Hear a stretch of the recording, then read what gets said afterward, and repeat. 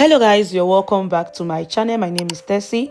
Good morning, good afternoon, and good evening to you all, depending on where you are watching from. Hope you all are doing well, and thank you so much for stopping by. So many Nigerians are facing serious political and economic challenges, and it is now very obvious that the promised stability under the APC-led government of Bola Tinubu and Kashim Shettima will never be materialized. And this is evident in a recent report by People's Gazette, a report of 18th of March 2025.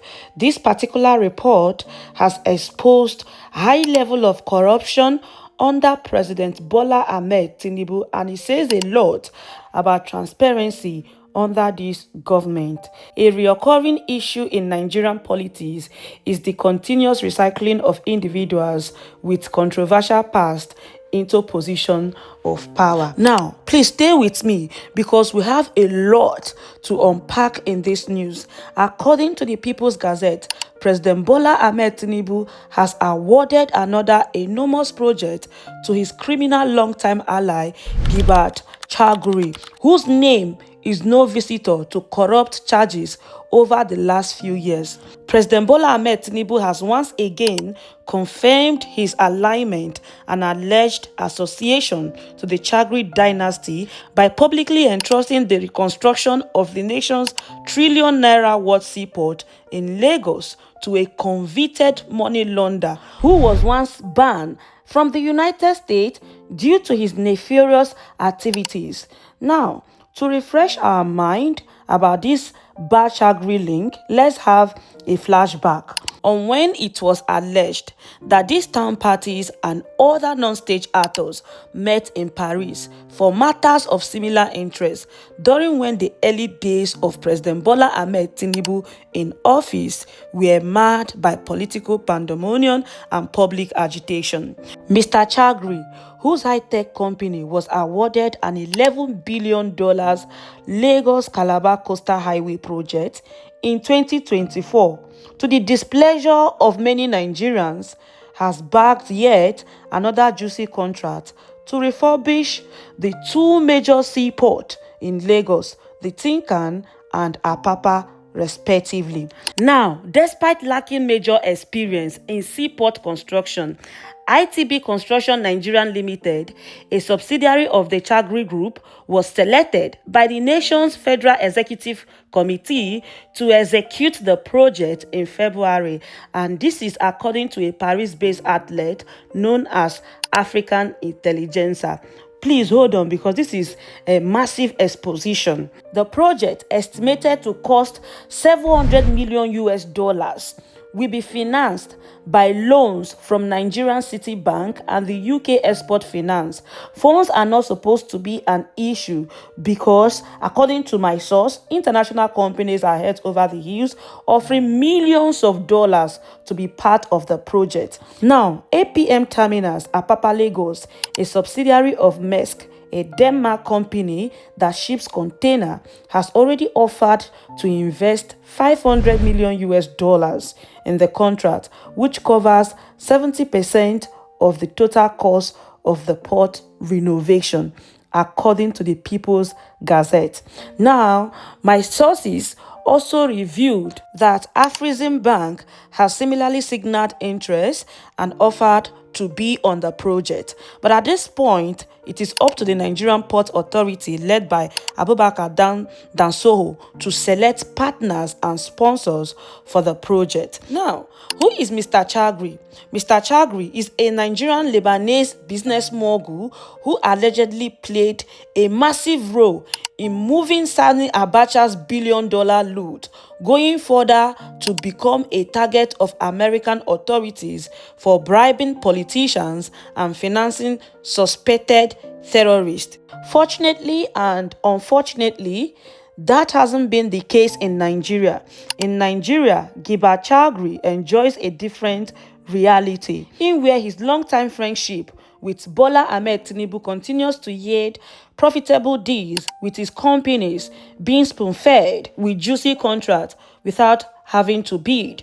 African intelligentsia reported that the Nigerian government duly chose Mr. Chagoury Group and its subsidiary ITB Construction Nigeria Limited, headed by one Ramsey Chadiak, to head the project. This was deliberated at the president said so in early February. And Mr. Chagoury, despite being a neutralized citizen, holds significant influence in the Nigeria's economic sector and has become some sort of a middleman who helps to broker deals between potential international investors and the Nigerian government. Strong sources also revealed that he owns the Eco Hotel and is a key sponsor of the Eco Atlantic project. He has long maintained no wrongdoing in corruption and terrorism charges against him, making him a household name in Nigeria. According to my source, Mr. Gilbert Chagoury allegedly was said to have arranged a meeting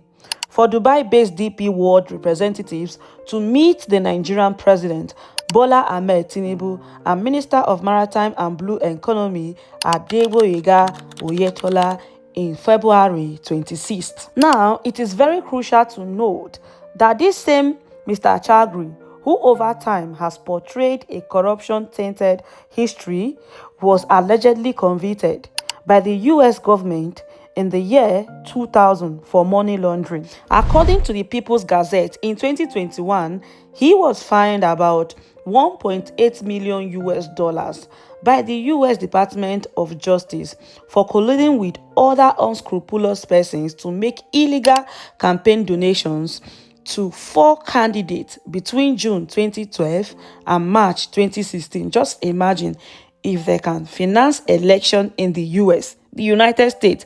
Imagine what's happening in Nigeria. And over time, the Nigerian government seems to have harbored its reservations about Mr. Chagoury, as the then anti-graft chairman, which is Nuhu Ribadu, said. He once said that it was nearly impossible to investigate corruption without looking at the businessman. He said so.